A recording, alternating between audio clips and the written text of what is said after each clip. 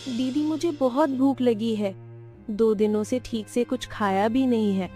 आखिर कब तक ऐसे ही भूखे रहेंगे? छोटी, मैं क्या करूं? पूरे गांव में काम ढूंढ ढूंढ कर थक गई हूं, लेकिन कोई मुझे काम देने को तैयार ही नहीं है। 6 महीने बीत गए हैं, इस घर का किराया भी नहीं दिया। मुखिया किसी भी समय आ सकता है। दीदी अगर ऐसा ही चलता रहा तो हम कभी भी किराया नहीं चुका पाएंगे। तुम चिंता मत करो, मैं आज फिर कोशिश करूंगी। शायद कोई मुझे कुछ काम दे दे।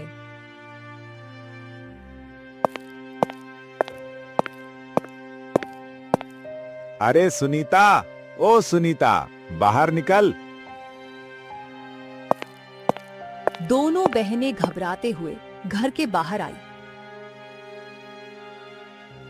जी कहिए मुखिया जी, क्या बात है? तुमने मुझे समझ क्या रखा है? पूरे 8 महीने बीत चुके हैं, लेकिन एक भी रुपया किराया नहीं आया। मुखिया जी हमें माफ कर दीजिए। हमने पूरे गांव में काम ढूंढा, लेकिन किसी ने हमें काम नहीं दिया। बस 2-4 दिन और दे दीजिए, हम आपके सारे पैसे दे देंगे। 8 महीने से यही बात सुन रहा हूँ। अब 2-4 दिन में आसमान से पैसे गिरेंगे क्या? निकल जा मेरे घर से।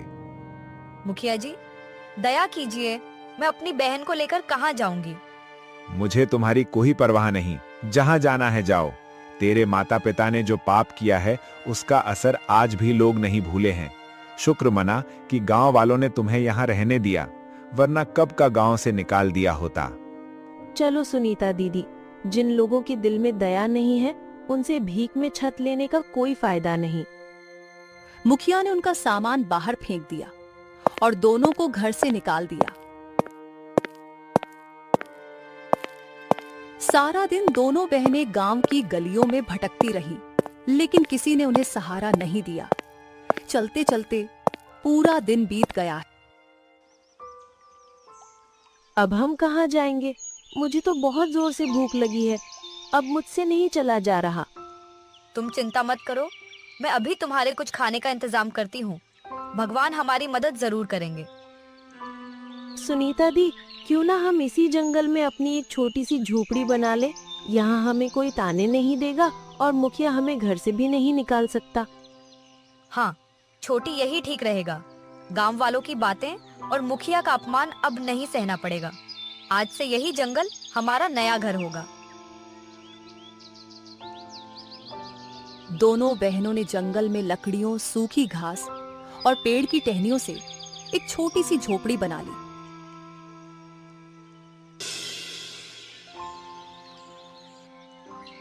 देखिए दीदी, हम पहली बार अपने खुद के बनाए हुए घर में रहेंगे।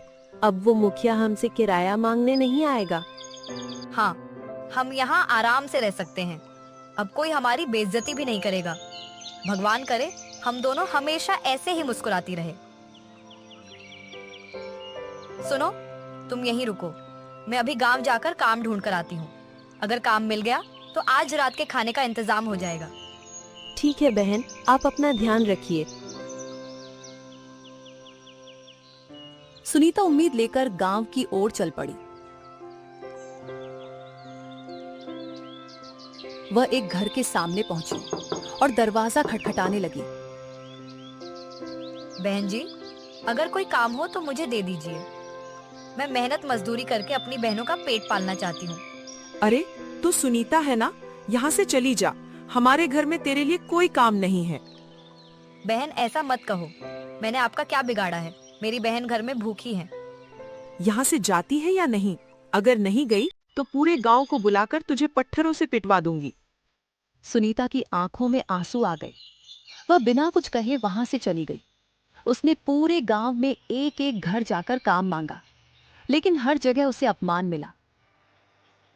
हे भगवान, आखिर हमने इन गांव वालों का क्या बिगाड़ा है? कोई हमारी मदद करने को तैयार ही नहीं है। सुनीता भारी मन से जंगल की ओर लौटने लगी। पायल बहुत भूखी होंगी। अगर काम नहीं मिला तो क्या हुआ, कम से कम यह फल ही ले लेती हूँ। आज की रात तो भूखा नहीं सोना पड़ेगा। सुनीता ने कुछ फल तोड़े और उन्हें लेकर अपनी झोपड़ी की ओर चल पड़ी। दीदी, क्या आज कोई काम मिल गया? नहीं, पूरे गांव में से मुझे किसी ने भी काम नहीं दिया। दीदी, तो आज हम क्या खाएंगे? मैं जंगल से कुछ फल लेकर आई हूँ। आज इन्हीं को खाकर अपना पेट भर लो। अगर भगवान ने चाहा तो कल कोई काम जरूर मिल जाएगा। कोई बात नहीं दीदी, भूखे सोने से अच्छा है कि हम ये फल खा लें। एक दिन भगवान हमारी जरूर सुनेंगे।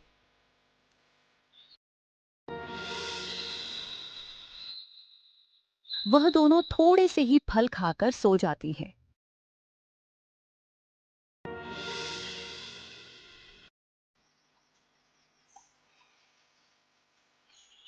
दीदी, रोज रोज ये जंगली फल खाकर मेरा मन भर गया है। मुझे बाकी बच्चों की तरह रोटी सब्जी खानी है। चिंता मत कर छोटी, आज मैं फिर कोशिश करूंगी। इस बार मुखिया जी के पास काम मांगने जाऊंगी। शायद इस बार वो हमें काम दे दें। लेकिन दीदी, मुखिया जी तो बहुत कठोर इंसान है। वो हमारी मदद क्यों करेंगे? उन्होंने तो कुछ पैसों के लिए हमें घर से भी निकाल दिया। कोशिश करने वालों की कभी हार नहीं होती। जो होगा देखा जाएगा।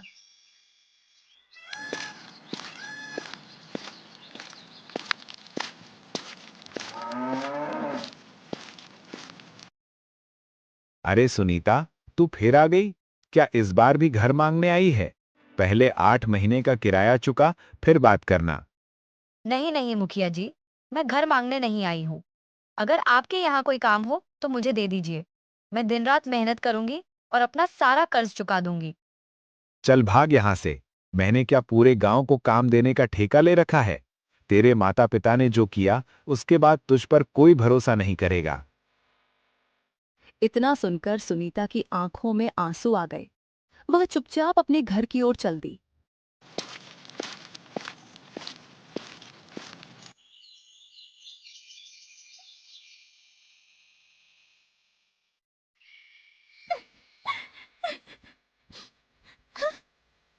दीदी, क्या हुआ? आप रो क्यों रही हैं? कुछ नहीं पायल। दीदी, मुझसे मत छिपाइए। क्या मुखिया जी ने फिर से आपका अपमान किया है? नहीं बहन, उन्होंने कुछ नहीं कहा, लेकिन मुझे काम नहीं मिला। कोई बात नहीं। अगर काम नहीं मिला तो क्या हुआ? हम कुछ दिन और फल खा लेंगे। लेकिन आप ऐसे रोइए मत। हे भगवान, मुझे जिंदा क्यों रखा है? मैं अपनी बहन को 2 वक्त का खाना भी नहीं खिला पा रही हूँ। कभी कभी लगता है मुझ जैसी अभागी को जीने का कोई हक नहीं। ऐसी बातें मत कीजिए दीदी। एक दिन हमारी किस्मत जरूर बदलेगी। जो लोग हमारा अपमान कर रहे हैं, वही एक दिन हमसे माफी मांगेंगे। मैं जंगल से कुछ फल लेकर आती हूँ। हम आज वही खा लेंगे। पायल जंगल गई और वहां से कुछ फल लेकर आई।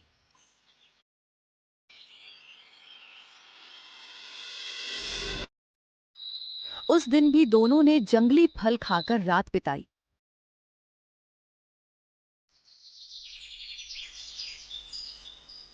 सुनीता दी, हम दोनों कुएं से पानी भर लाते हैं।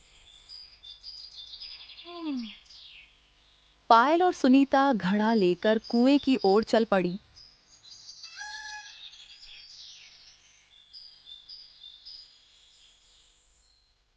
अरे देखो तो, मुखिया ने इन्हें घर से निकाल दिया, फिर भी इन्हें गांव में आने में शर्म नहीं आती।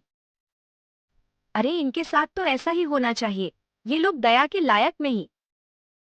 पायल और सुनीता उनकी यह सब बातें सुन रही थी। वह चुपचाप पानी भर लेती है। अरे चली जाओ यहाँ से। अगर इनकी जगह कोई और होता तो थोड़े से पानी में डूबकर मर गया होता। अगर जरा भी शर्म बाकी है तो इस गांव में दोबारा कदम मत रखना। पता नहीं ये दोनों मरती क्यों नहीं, पूरे गांव पर कलंक बनकर बैठी हैं। दोनों बहनों की आंखों में आंसू बहने लगे। वे बिना कुछ कहे अपना पानी लेकर झोपड़ी की ओर आने लगी।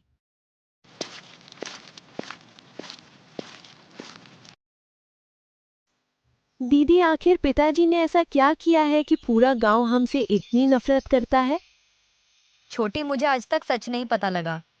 मैं तो बस इतना जानती हूँ, इन गांव वालों ने पत्थर से मार मार कर हमारे माँ बाप के प्राण ले लिए थे। इसके बाद पूरा गांव हमसे नफरत करने लगा। दीदी, ये गांव वाले बहुत बुरे हैं। बिना हमारी गलती के हमें सजा दे रहे हैं। पायल, तुम यहीं रुको, मैं आखिरी बार जमींदार जी से काम मांगने जाती हूँ, शायद वो हमें कोई काम दे दे। लेकिन दी जमींदार तो मुखिया से भी ज्यादा निर्दय है। मुझे नहीं लगता वो आपकी बात सुनेगा। दीदी आप मत जाइए, वो आपका बहुत अपमान करेगा। गांव वालों की कड़वी बातें सुन सुनकर अब मुझे आदत हो गई है। अगर जमींदार भी दो बातें सुना देंगे तो मुझे बुरा नहीं लगेगा, लेकिन अगर काम मिल गया तो तुम्हारा पेट भर जाएगा। नहीं दीदी, इस बार आप अकेली नहीं जाएंगी, मैं भी आपके साथ चलूंगी। हम दोनों मिलकर काम करेंगे। ठीक है पायल, चलो।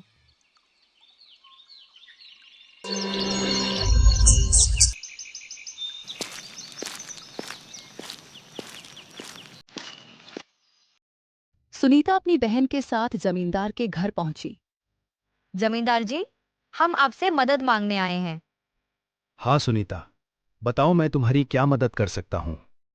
जमींदार जी, अगर आपके यहाँ कोई काम हो तो हमें दे दीजिए। मैं और मेरी बहन दिन रात मेहनत करेंगे।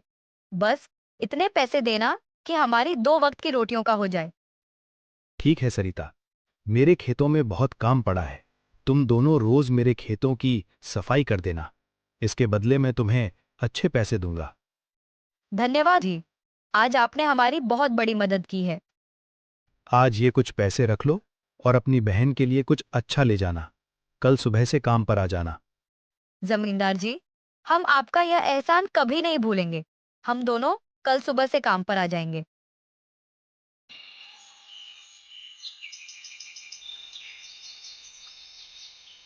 दीदी, गांव वाले जमींदार जी के बारे में कितनी बुरी बुरी बातें करते हैं, लेकिन आज तो उन्होंने हमारी कितनी बड़ी मदद की है। हाँ, वो तो बहुत अच्छे इंसान हैं। चलो अब जल्दी से घर चलते हैं, कल से हमें काम पर भी तो जाना है।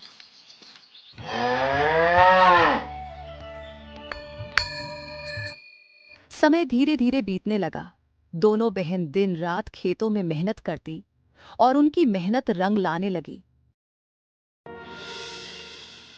अच्छा हुआ दीदी, हमने जंगल में अपनी झोपड़ी बना ली। अब हमें किराया भी देना नहीं पड़ता और हमारी मेहनत की कमाई भी बच जाती है। हाँ छोटी, ये सब तो भगवान की कृपा है। अगर जमींदार जी हमें काम नहीं देते तो हमें भूखा ही रहना पड़ता। दोनों बहनें जंगल की उस छोटी सी झोपड़ी में प्यार और सुकून से रहने लगी।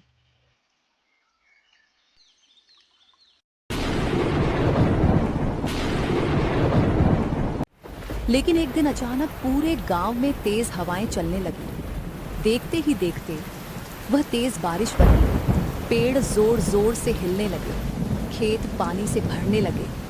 गांव के पास वाली पानी की नहर पूरी तरह भर गई। धीरे धीरे पानी बढ़ने के कारण नहर एक जगह से टूट गई।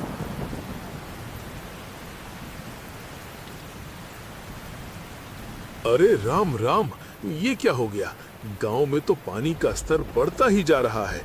अगर ऐसे ही बारिश होती रही तो पूरा गांव तहस नहस हो जाएगा। चलो जल्दी मुखिया जी के पास चलते हैं।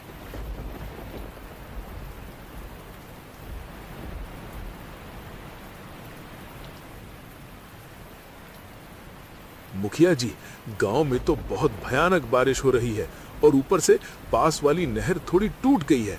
हमारे खेत और घर डूबने लग गए हैं। अब हम क्या करेंगे? अगर हम यहीं रहे तो कोई जिंदा नहीं बचेगा। जल्दी यहाँ से चलो। अगर ये हवेली में पानी आ गया तो हम सब मारे जाएंगे। लेकिन मुखिया जी, हम कहाँ जाएंगे? चलो जल्दी जंगल चलते हैं। वो ऊंचाई वाला इलाका है, शायद वहां पानी नहीं आएगा।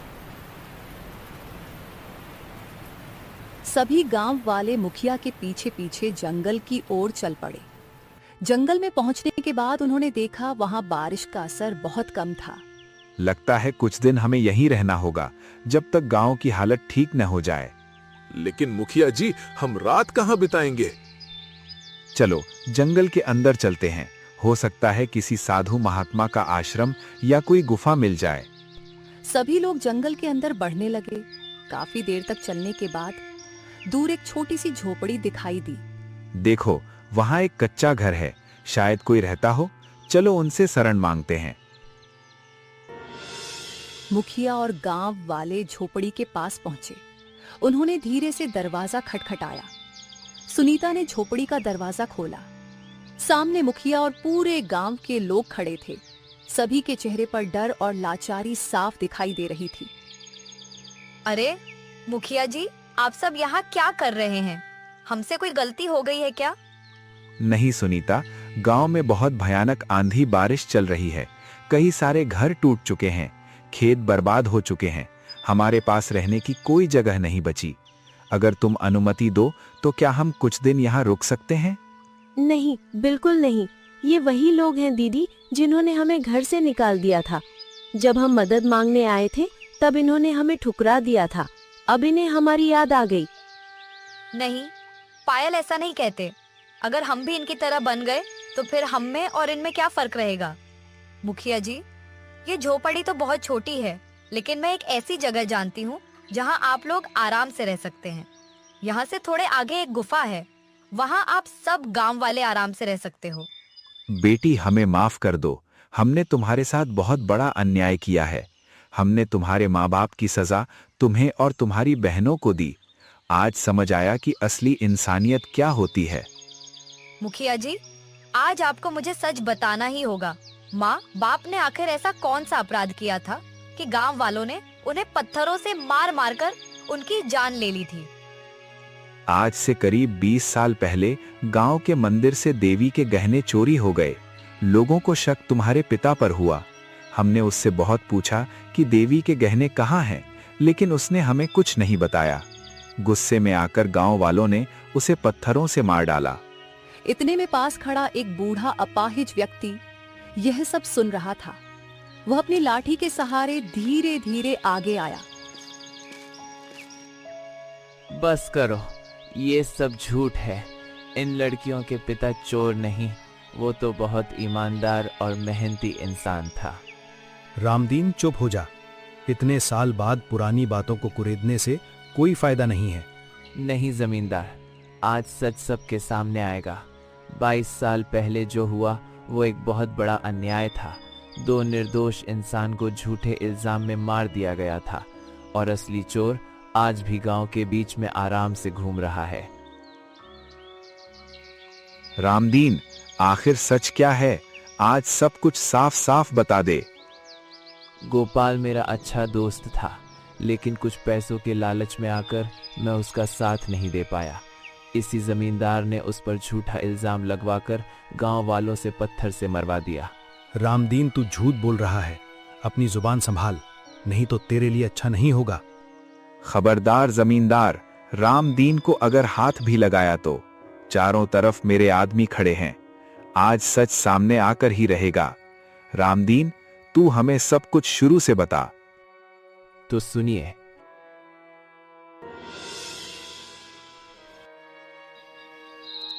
जानकी, हमारी बेटियों का ध्यान रखना। मैं उनके लिए कुछ खाने का इंतजाम करके आता हूँ। नहीं जी, इतनी रात को मत जाइए। हम दोनों भूखे ही सो जाएंगे, लेकिन आप बाहर मत जाइए। मेरा मन बहुत घबरा रहा है। हम भूखे रह सकते हैं, लेकिन हमारी बेटियां नहीं। देखो, पायल और नंदिनी अभी बहुत छोटी है, उसके लिए दूध भी तो लाना है। चिंता मत करो, मैं जल्दी वापस आ जाऊंगा। इतना कहकर गोपाल गांव की ओर चल पड़ा। कुछ देर बाद वह जमींदार की हवेली पहुंचा। जमींदार जी, मेरे घर में खाने का एक दाना भी नहीं है। अगर कुछ पैसे उधार दे देते तो मैं मेहनत करके जल्दी ही लौटा देता। पैसे तो ले जा, लेकिन बदले में तुझे मेरा एक काम करना होगा। बताइए ना मालिक, क्या काम है? गांव के देवी मंदिर में बहुत बड़ा खजाना छिपा है। आज रात तू वहां से वो खजाना मेरे लिए चुरा ला। उसमें से तुझे 30% दूंगा। नहीं जमींदार जी, ये तो बहुत बड़ा पाप है। देवी के मंदिर में चोरी करना अधर्म है। मैं ऐसा कभी नहीं करूंगा। एक गरीब किसान मुझे समझाएगा कि धर्म क्या होता है। अगर मेरा काम नहीं करेगा तो यहां से दफा हो जा। मैं गरीब हूं, लेकिन बेईमान नहीं। भूखा मर जाऊंगा, पर ऐसा काम नहीं करूंगा।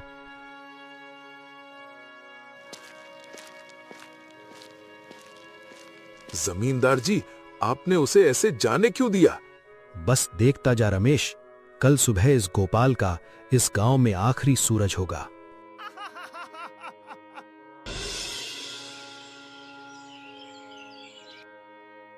गोपाल, बाहर निकल पापी, तुझे इस गांव में रहने का कोई अधिकार नहीं। अरे इसकी झोपड़ी में आग लगा दो, ऐसे चोर को जिंदा रहने का कोई हक नहीं है। ये सुनकर गोपाल और जानकी घबराकर घर से बाहर आए। अरे क्या हुआ काका, आप लोग सभी इतने गुस्से में क्यों हैं? अब मासूम बनने की कोई जरूरत नहीं। तूने हमारे प्राचीन मंदिर के गहने चुराए हैं ना? क्या?